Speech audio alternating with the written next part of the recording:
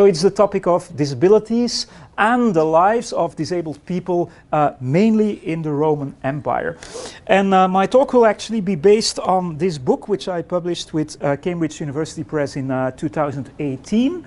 I have to say that I have been studying this theme since about 2008, and that is still a project ongoing. So I've published quite a lot on this, but we also have this website. I say we because it's actually I myself, together with I have to say, former student of mine now, because she did her PhD in Manchester last year, Lisa Brunet. And so Lisa and I have this website, which could be very useful for you, perhaps for announcements, but surely also for this one. So we keep a running bibliography, which I regularly update. And for this moment, the bibliography has something like about 800 titles already, just to give you the idea that lots of things are going on and that, well, lots of things are still to be explored for this theme. And so what I will basically do today is give you an overview,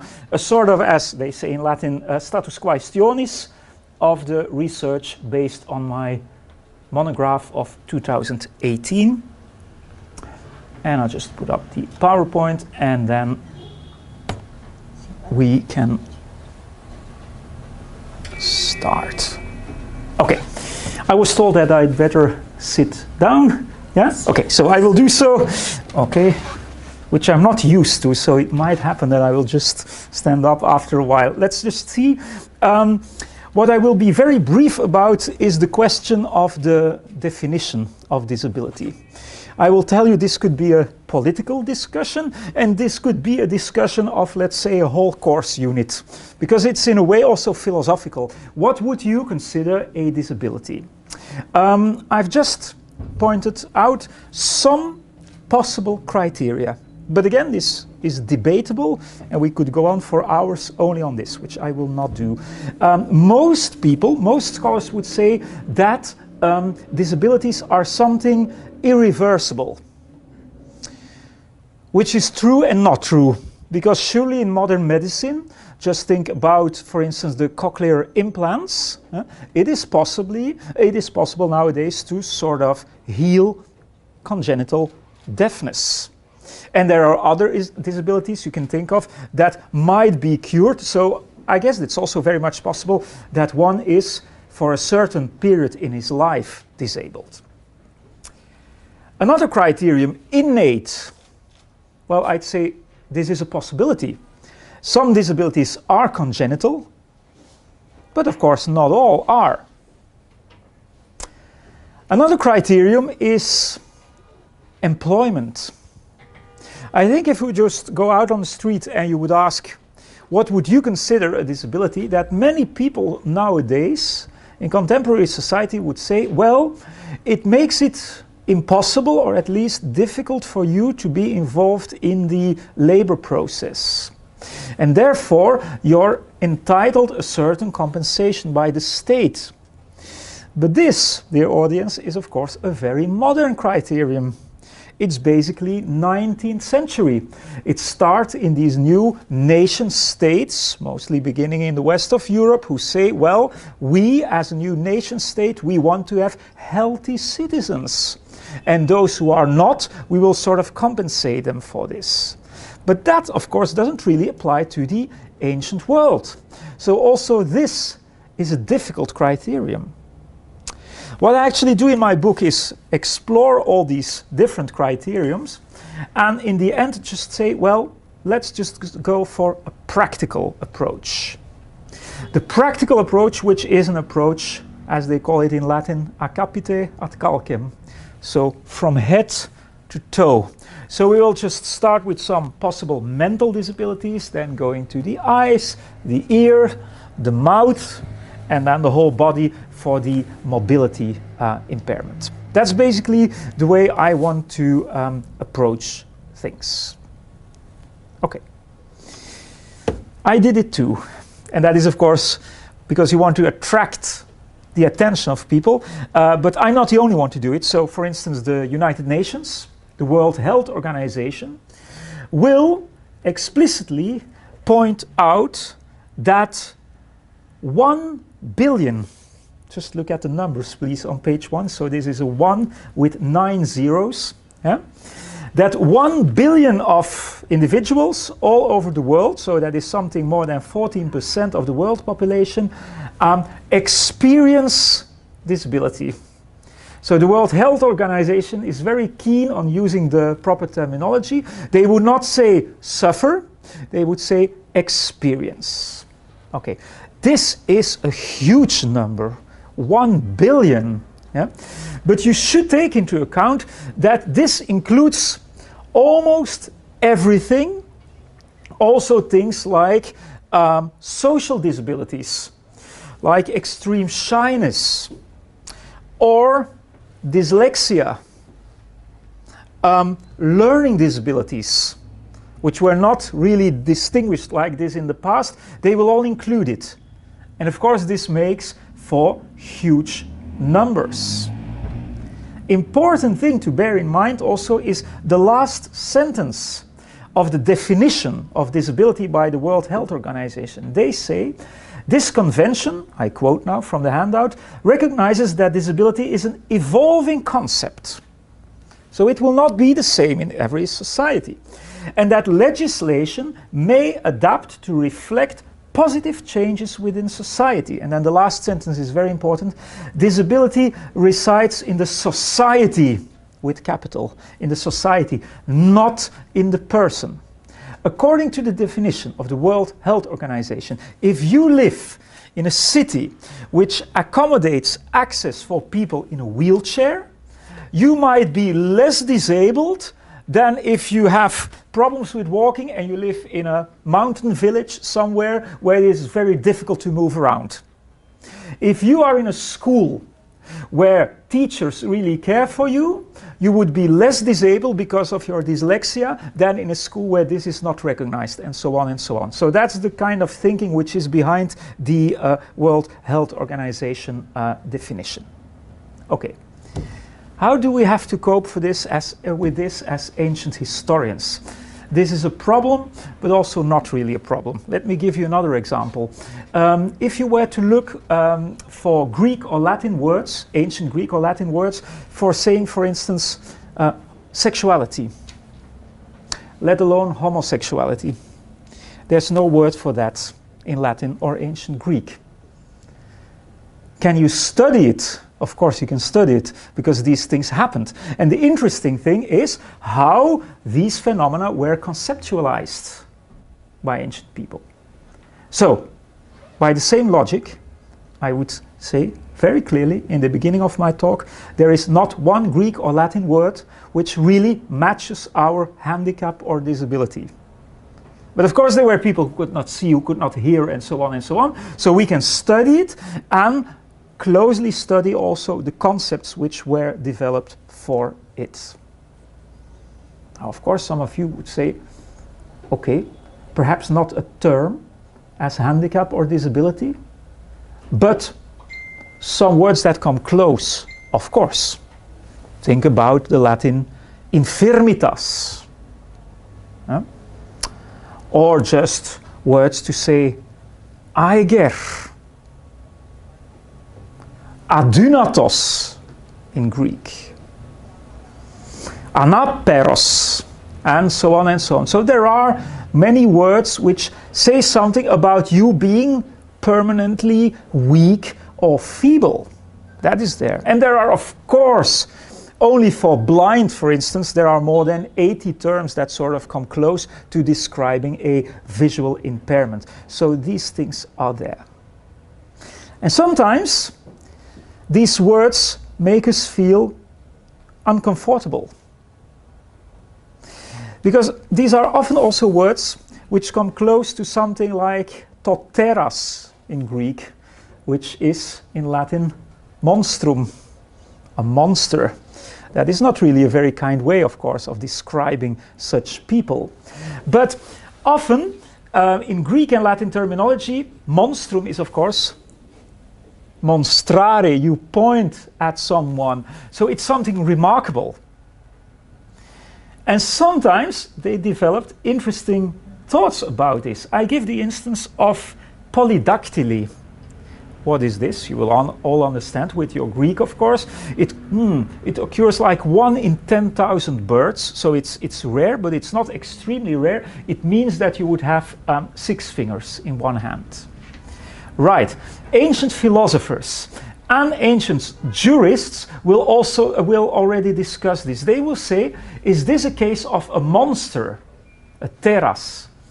And then mainstream opinion would be rather not, because you still recognize the human person.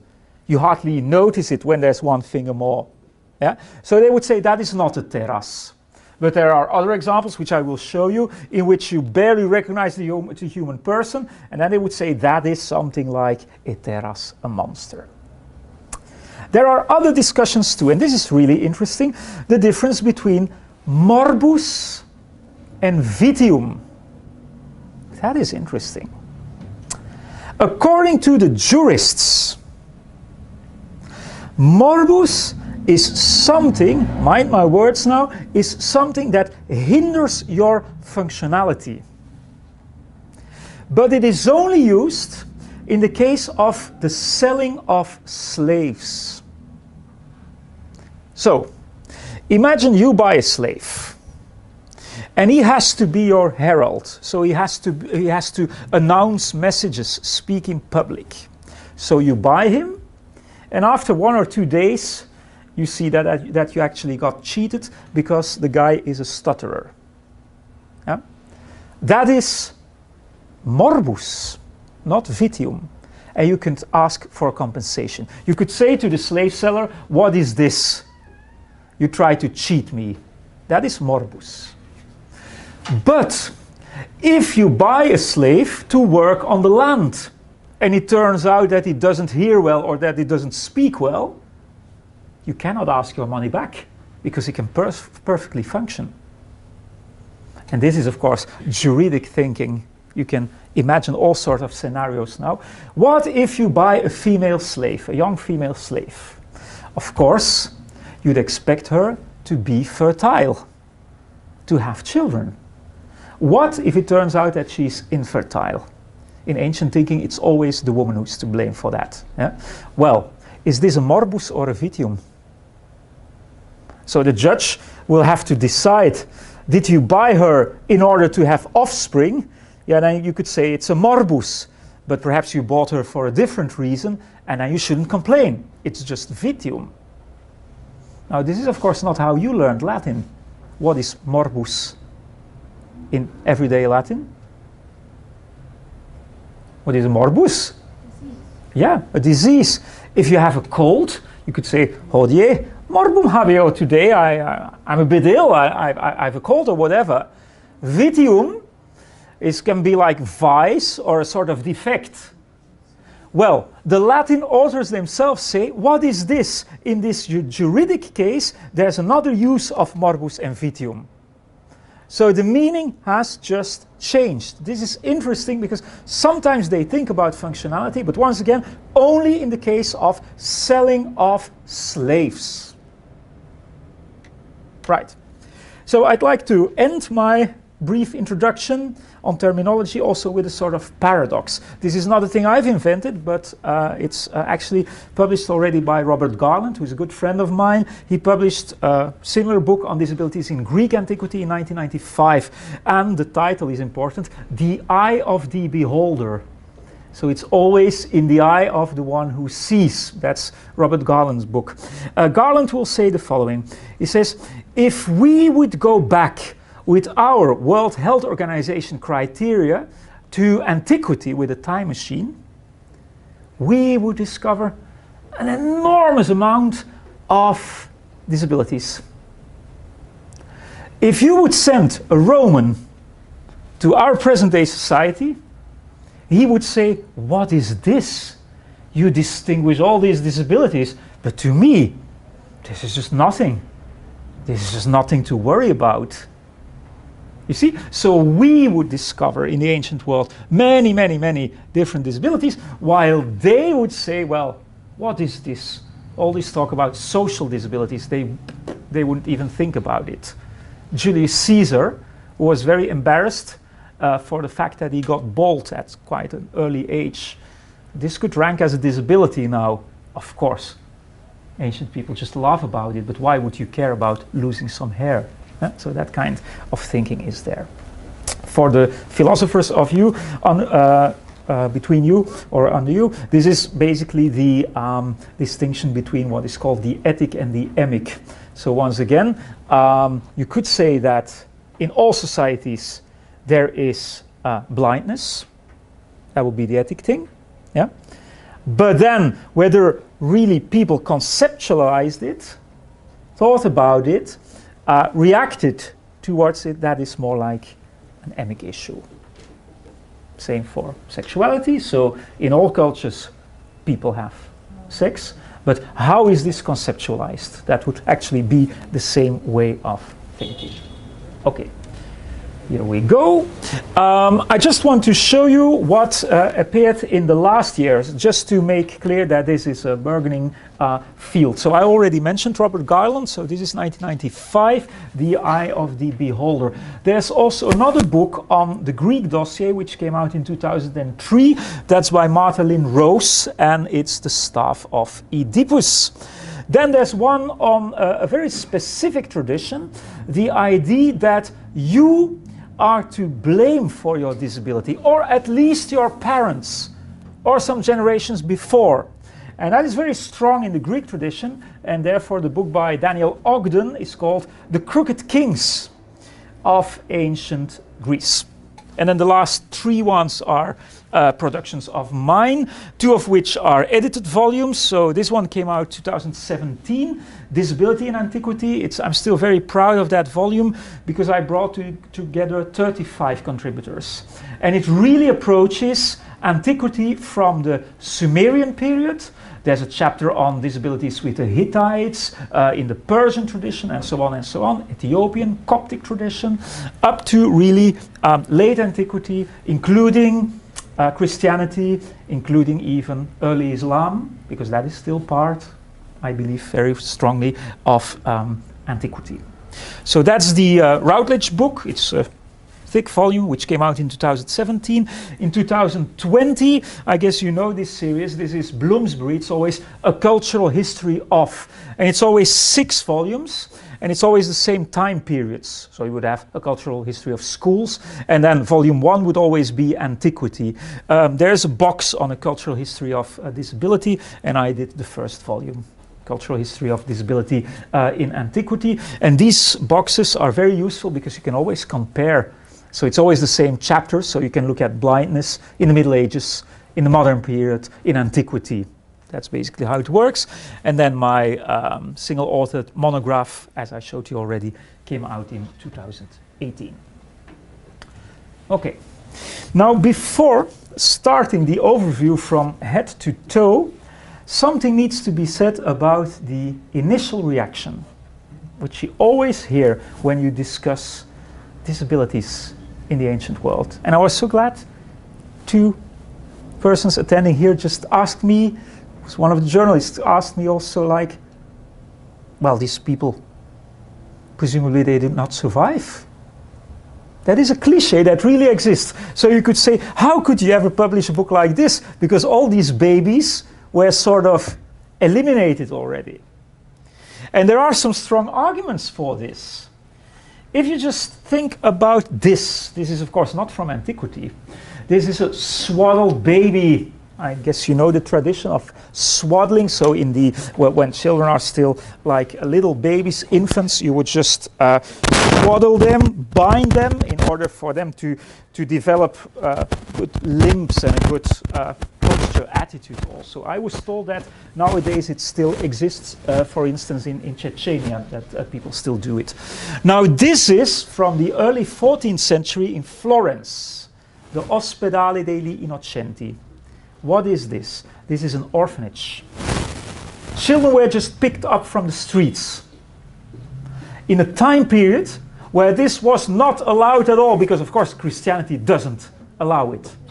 Well, at a certain moment, almost 2% of the population of Florence lived as a baby or a little child in this orphanage.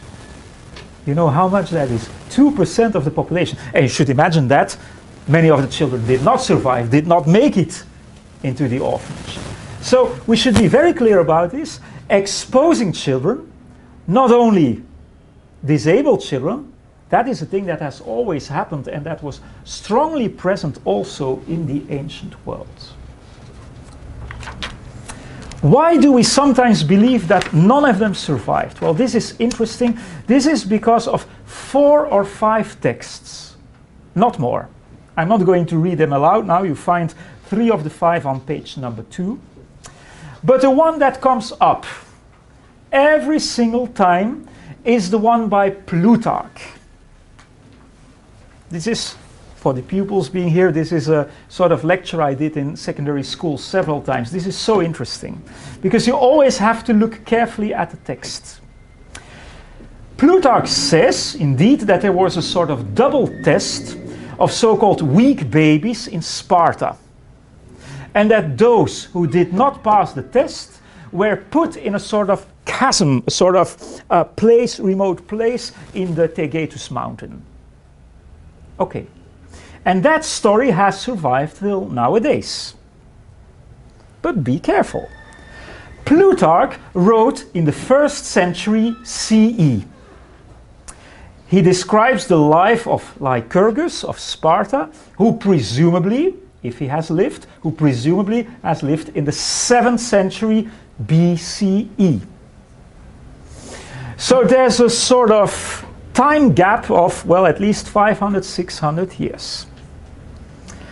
Plutarch very much writes in the so-called utopian tradition, which you find with Plato, which you find with Aristotle too. So these Athenian writers, they tend to sort of project things they find important or they find good.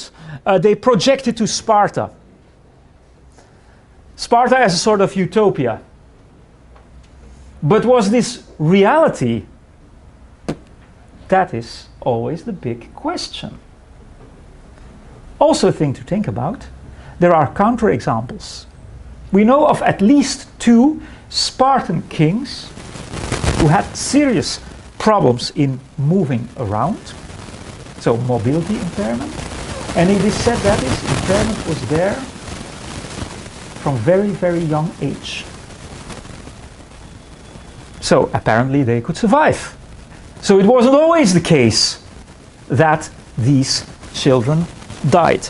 This is one of the reasons why Debbie Sneed, 2 years ago, published this article, and it was actually about ancient Greeks not killing weak babies.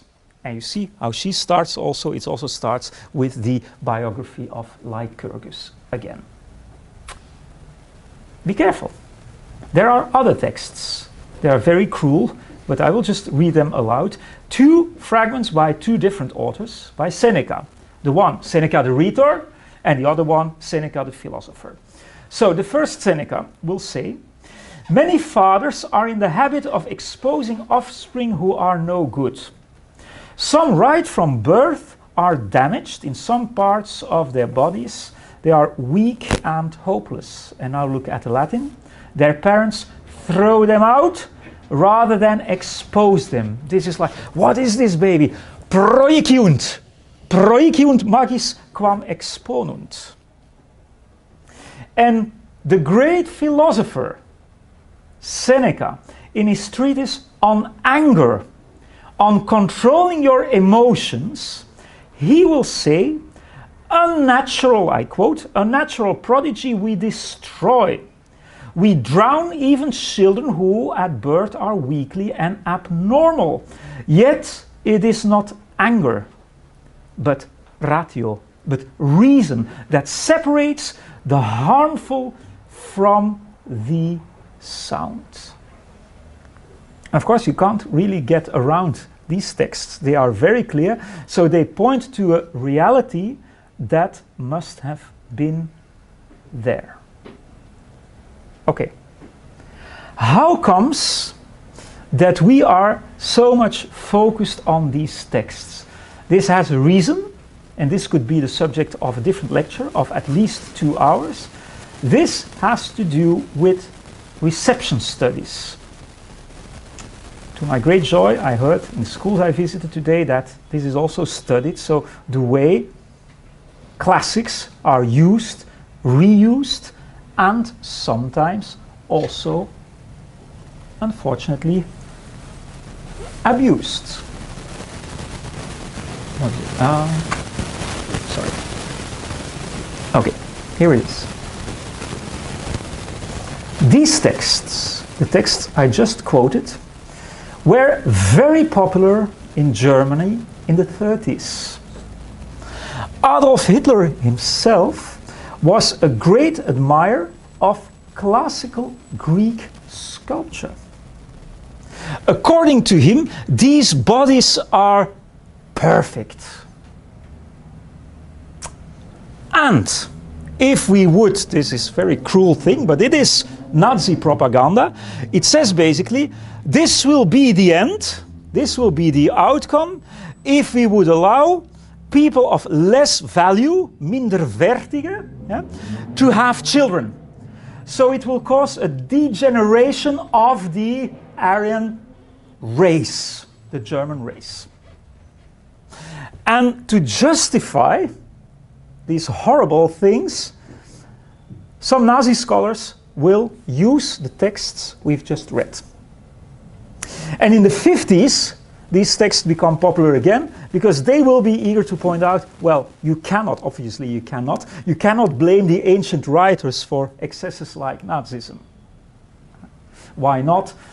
Simply because there wasn't even a concept of race in antiquity. So the concept of race is very much a biological thing which comes up in the 19th century and so on and so on. So of course that wasn't really there in antiquity. Now, I say in my handout, some reasons to let the child live. I think you can easily imagine this for yourself. There were reasons for these children to survive. And what is the most obvious reason? Many disabilities only appear after a certain amount of time. Blindness, there are cases of people having like beautiful eyes, you don't see anything in the eyes, but they don't see anything. Deafness, there were no tests. Nowadays, of course, we just clap and to see whether the baby reacts. That was never done. So that turns out only after a while. All sorts of intellectual problems. You will not really see it immediately. Now, anthropology will tell you that getting rid of a child after a certain period of time, that is, I wouldn't say that it never happens, but that is extremely rare. Because people develop a sort of emotional attachment. And you're not going to say after 2 years, the child is blind, I don't want to have it anymore. That's just not how the human experience works. There might be other reasons. Just think about this. The more we know, this is very philosophical, the more we know, the more difficult choices are. Nowadays we can diagnose children in the womb already. And then there's a problem like, he or she is going to have this and this and this. Should we let him or her live or not? Of course, people in antiquity did not have this knowledge. There was a baby and perhaps they could say, well, this doesn't look well, but who knows? Can be better after a while. What if, as a woman, you gave birth after 3 stillbirths already? Because many babies died in childbed. And then there's one, it doesn't really look well, but at least he lives. Well, just keep the child, why not? I constantly said he now, that could also be a reason. What if you still, as a family, did not manage to have a son? And then there is that son. He's male, it doesn't look very healthy, but at least, finally, it's a son. Perhaps you just keep him. So all this might be reasons for children to survive. But on the other hand, I'd say we need to be realistic. If people were in a sort of difficult material position, and they saw that a child was born, for instance, without legs, they say, we cannot afford to have this child. Surely in a context where there was lots of exposure, I'm sure that that child would not survive. And what they do is, well, infanticide is also a thing that very rarely happens. So what they mostly do is just put a child somewhere in a place, and after a few hours, if you don't feed it, if you don't give it anything to drink, it just dies. And you don't do it yourself in a certain way. So that's the way it kind of often happened. So I would be careful with optimism. I would of course agree that not all of these children died, but at the same time we should be aware that it was a sort of common occurrence, and we should also know that, well, our view of it, to say so, is kind of influenced also by the reception and the abuse, of course, of texts which relate to this. Okay. As I promised, we're now going to do a walk, if you want to, from head to toe. And the book is built up I always start with one real life example, so one peculiar case. And I start with the most difficult case, that is of course the mental disabilities. By the way, a new book of mine will come out, I guess, next month. It's an edited volume which for the first time focuses on intellectual disabilities. So what if a child cannot learn, so what we call the intellectual disabilities. So that's a very difficult thing. How would you distinguish mental from intellectual already? Now, whom I chose in this book for the approach, that is Emperor Caligula. There's books about the madness of Caligula. That's him. He looks kind of normal, not? But so this is the young Emperor Caligula. Please don't take literally what I'm telling you now. If you would read an author like Suetonius, if you would read him, like if you were a psychiatrist, you could really make a sort of awful portrait of this emperor. You could make a diagnosis saying that he was a sort of perverted sadist. According to Suetonius, he said to his wife, I quote now, he said, I love you so much that I will torture you to show how deep my love for you is. What is this? This is just written in the biography. He liked to dress up as a woman. He will do all sorts of sexual acts you were not supposed to do as a Roman gentleman. He had all sorts of phobias. When there was thunder and lightning, he would hide, can you imagine, as an emperor, under his bed. He would spend awful lots of money. So he would just throw the money out of the windows.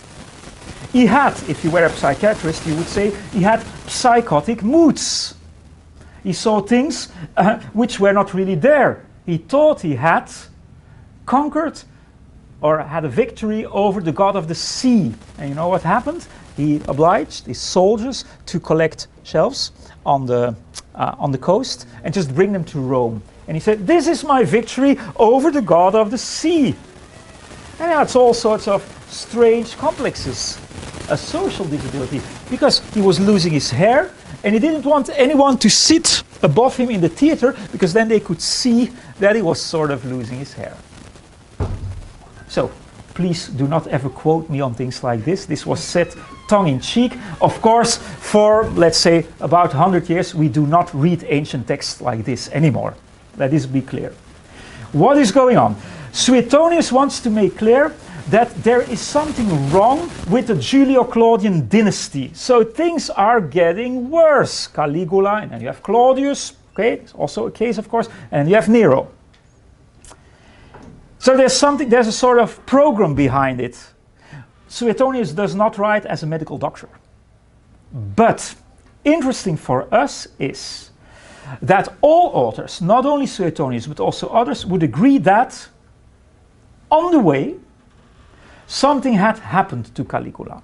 So they would all say that when he started as an emperor, he was a young and promising prince. He got ill, and then all this strange behavior started. So what happened, of course, we do not know, but this is said. And the second thing to bear in mind is that, and this is very important, that the ancient authors did not have our sort of thinking about childhood trauma. Caligula had a very traumatic childhood. Very traumatic. There's not one single author that would say, well, his strange behavior is to be explained by the things he suffered during childhood. So that thinking is just not there. All right.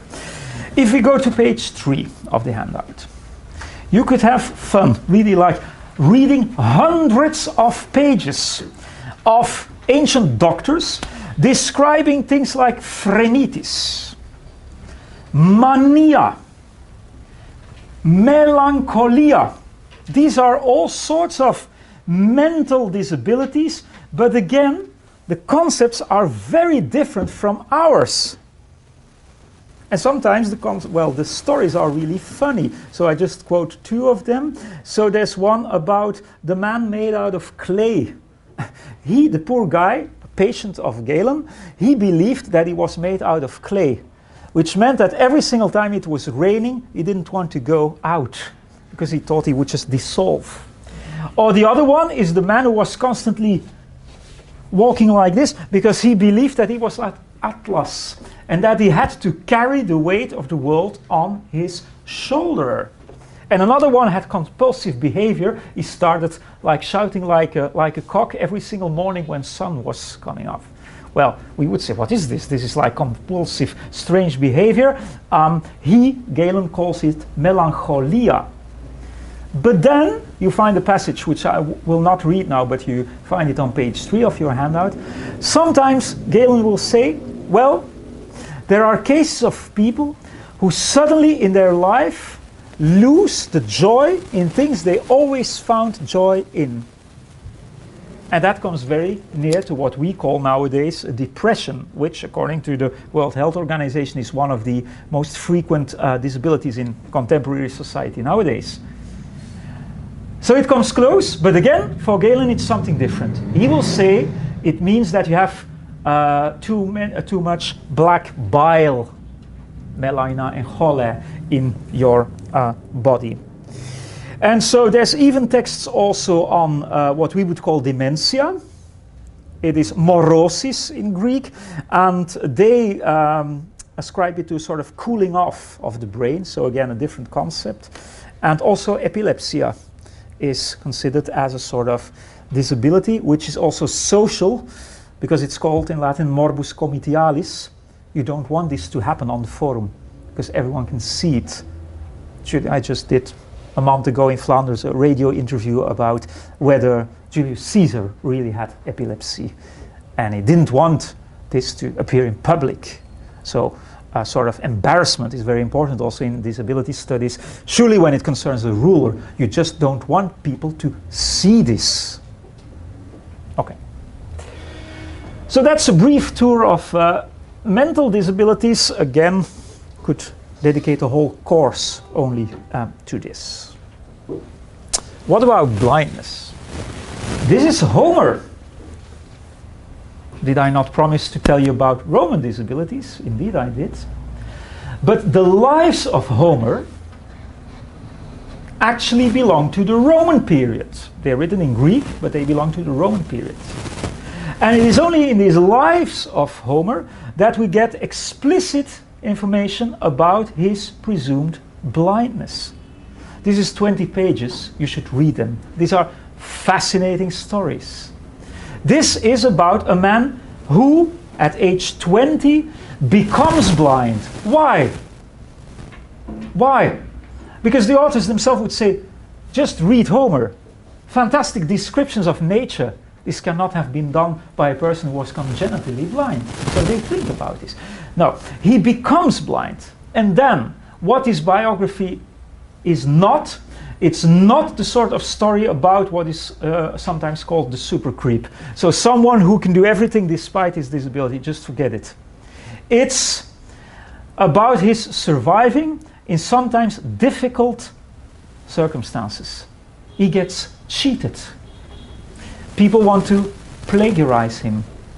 The only thing he can do is 2 activities. Either being a cobbler, a shoemaker. Why? You find this in many cultures nowadays. So you can be blind, but be like the best shoemaker, because you can all do it by just touching the shoes. Or you can be, in an oral society, you can be a teacher. Because all teaching is oral. So there are children around you, they will help you, and you just recite your poetry, and if you manage to tell stories in a very nice way, then your students, well, you will attract the attention of your students. I've been looking for this, and I think I found one example in the Middle Ages, but in the Lives of Homer, there is nothing about a guide dog. We often associate this with blindness, of course. There is, however, the story about him finding his way just leaning on the backs of goats. So he arrives at the island of, I think it was Chios, not sure about the detail, and then he doesn't find his way, and then there's goats there, and he just walks like this, leaning on the goats. And of course, I know that scholars here would say, well, this is just an allusion to the Cyclops and the story of the Cyclops. That is obviously true, but it might also refer to a sort of reality that some blind people were guided by animals. But it's not a nice story. So it's not, for example, about the inspired poet who sees more because of his blindness. That is just not true. That's a modern interpretation, but that is not in the ancient texts. Now, on the handout, I also tell something about the social and juridic implications of blindness and bad vision. I have just one answer to this, 2 words, social class. So it depends very much. If you belong to sort of higher social class, there isn't really a problem. You can still marry, of course, because you can give consent. You can still free slaves. You can still be a senator. People will help you. You can go to the Senate in a litter. There will be someone guiding you by the hand. You could use a stick, things like that. I will come back to the first image later on. Yeah, that is all there. But of course, it's more difficult in a poorer family.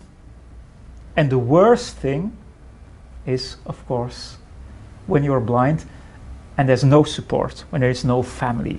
What do you do then? Huh? But please take in mind that often the texts we read are texts that come from these higher classes.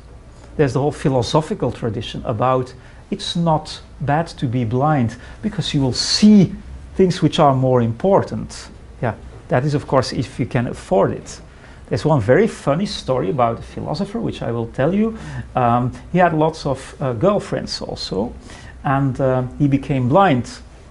And his girlfriends were crying. And he said, "Ladies, why should you cry? Don't you know that the night has many pleasures?" So that's the kind of stories you find, but that is only, of course, for those who can sort of afford it, as you might have imagined. Again, here, this is Greek, of course. This is Herodotus. But again, commentaries on these stories go on up to late antiquity. Everyone in antiquity, Romans and Greeks, knew the story of the 2 sons of Croesus. It's a very famous story. It's a very beautiful story. Croesus, the king of Lydia. He has one son, a bright guy. But this was said, of course, that he would die because of an iron weapon. Okay. All his life, he tries to prevent that the boy would ever be in contact with weapons. One day, there's a sort of big animal being in the woods, and so he wants to go on a hunt. It's a sort of wild swine, right?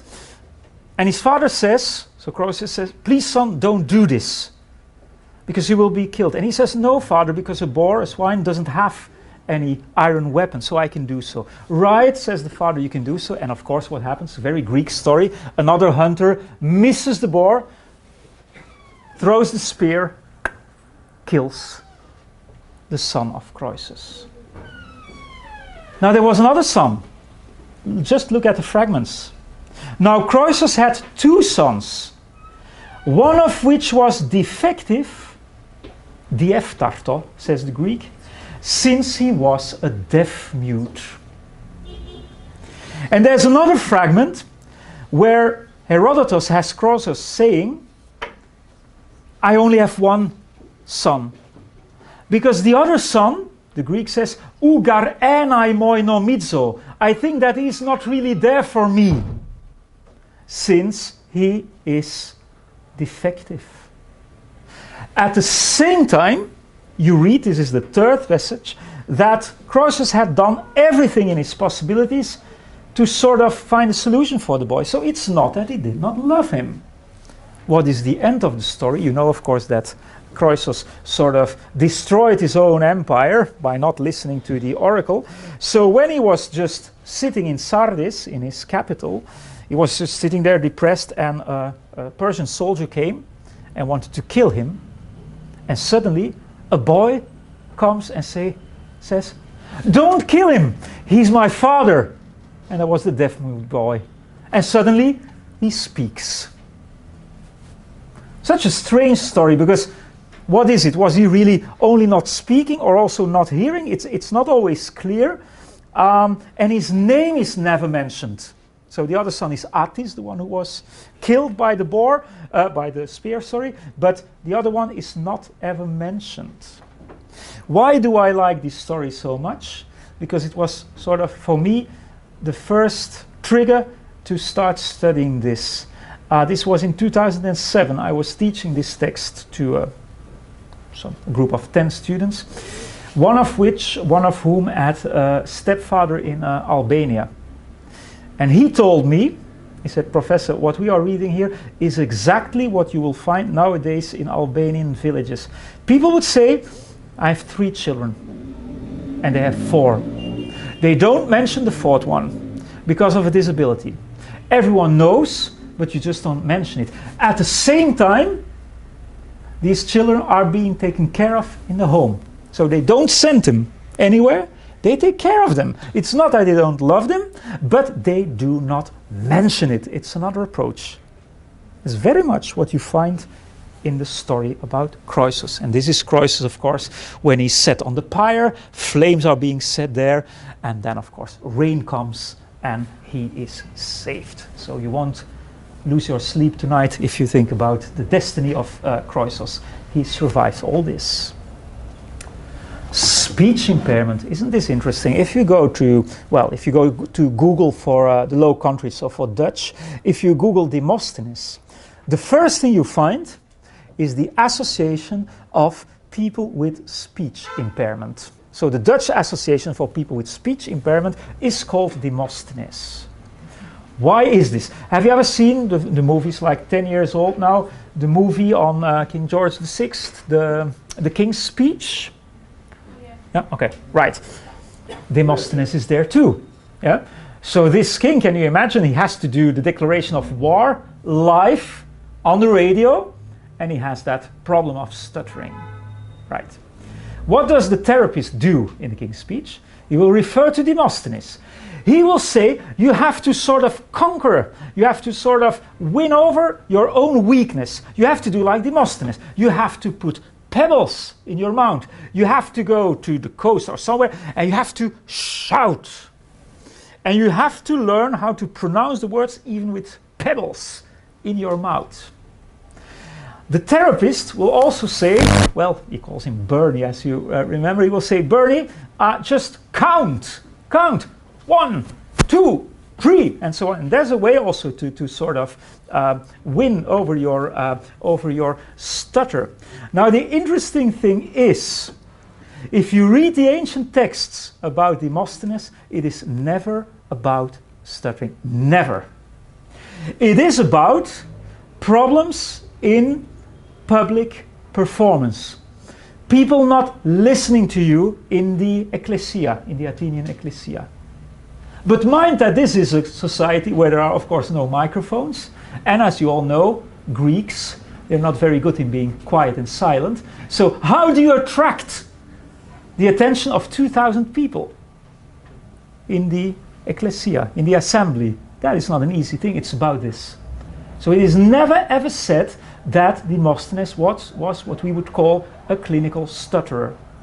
Same thing for Claudius, Emperor Claudius. It's about not controlling your anger. But most of us would stutter if we are really very angry. Moses is a stutterer in the face of God, as we all are. It's not about clinical stuttering. However, there is one text which I invite you to read for yourself on page 4. I know of one text. We hardly know anything about him. This is Caelius Aurelianus. This is a doctor of the 5th century CE in Africa.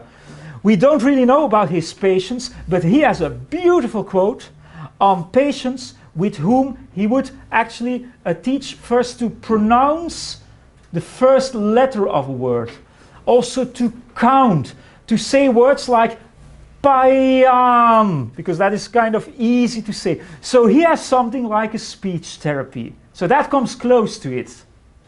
But again, I would like to know so much more about him and about his therapy, but it's one of the only passages which you find there. Okay. This is, again, an iconic example of a war veteran. Someone facing mobility impairment. This is the father of Alexander the Great, Philippus of Macedonia, who was said to have problems in walking due to a war wound. Now here's a famous anecdote about him, which is also told about Roman war veterans and Greek war veterans. So it is said that he didn't want to appear in public anymore. And Alexander says to his father, "Father, just step down, just walk in the public. And with each single step you take, people will be reminded of your great virtue." Which is exactly what is happening if a country is sort of proud on showing its war veterans. It's always a very double thing, because you see the suffering. On the other hand, there is the idea of being proud of what these people did. So that is there in the texts. I'll be very brief about the mobility impairment, but for mobility impairment I've written like 10 pages on archaeology. Osteology, so studying of bones. The interesting thing is that we discover about many people that they really must have suffered pains. So I'm not a relativist here. So there is something like a painful condition that exists. At the same time, you can see that these people worked. So don't ever get cheated by this community concept. And they would say, well, in antiquity, people were much more integrated in society, even with a disability. That is true. But it also meant that even when it was very painful, you just had to work. You had no choice. There was nothing else to do. And that is very clear from archaeological research. This is, by the way, one of my favorites, but that is really a truly Greek story. But this is actually about cheating. So one of the speeches by Lysias has a man coming and he says, well, I'm actually entitled to compensation by the Athenian state. But his accuser says, what is this? You can ride a horse. You have a small shop. What is this? You're just cheating. You're not really invalid. You shouldn't get the compensation for Athenian citizens. And there's a very beautiful speech about, am I really disabled or not? But that would really bring us to the Greek world. Okay, let's stop with some examples of what is called history of mentalities. How did people in antiquity view disabilities? This is, well, kind of not very nice examples, but I think we should have a look at it too and see what was behind this. These are little objects, artifacts, and you find them in the houses of wealthy people. Now, what could you do? You could study this as a medical doctor. This has been done before. And then he would say, what is going on? This is, of course, about malformation of certain members of the parts of the body and about dwarfism and so on and so on. This could be about extreme meagerness, of course, then the hunchback and then sort of deformity of the chest. Is that interesting? In a way, it's interesting. But much more interesting is what is behind this. Why would you like to have an object like this in your house? Why? One of the theories is that this is we and the others. I am rich. I can have this. I can support people like this. They can come to me. I can give them some money. But this is the house of the better people. And they are not like we.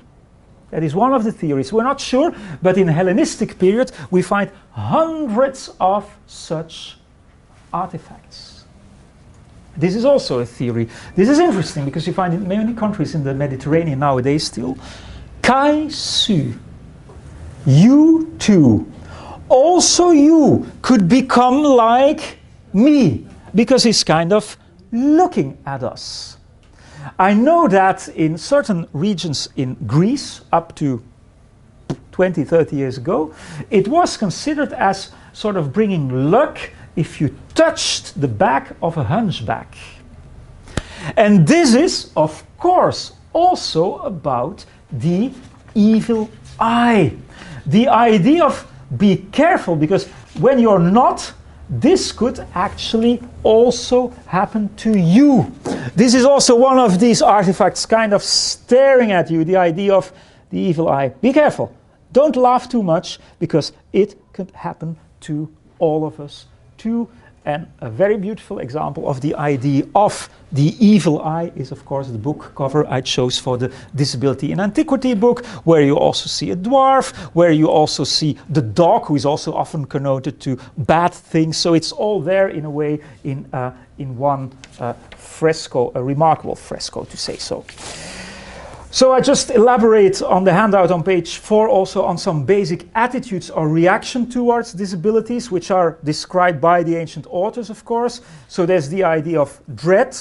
So you sort of fear the disability, which becomes interesting also in Christian times. For instance, there's quite some Christian authors that say when you have a disabled child, it means that you had sex on a holy day, on a Sunday or another day, and then you as a parent are to blame. But this goes back to a long tradition of blaming your father or your mother for a mistake they had done, and you become disabled because of this. While Jesus Christ has said about the congenitally blind, he has said, he has not sinned, neither did his parents. So Jesus tries to sort of change this way of thinking, but it comes back in antiquity, late antiquity, with Christianity too. There's lots of interesting passages on pity. So some authors would say, why is it that you pity a disabled beggar? Because you think it could be you. And then there's sort of pity, and you sort of give something to the beggar. There's the fascination thing, of course. You want to see it. Yeah? The images I showed, so that's that sort of thinking. And then the mockery and the disdain. So people in antiquity were not at all politically correct in referring to disabilities. Yeah? Cicero himself would say, a good way to make fun of your political opponent is to laugh with his disabilities. There's one famous example about one of his scapegoats, so his opponent, he comes to the Senate and he said, it has taken me a whole hour to come. And the guy had difficulties in walking, and then Cicero said, I didn't know that hours had become so long.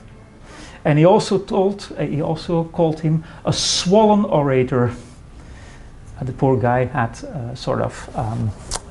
I forgot the English word now, I apologize. So then you get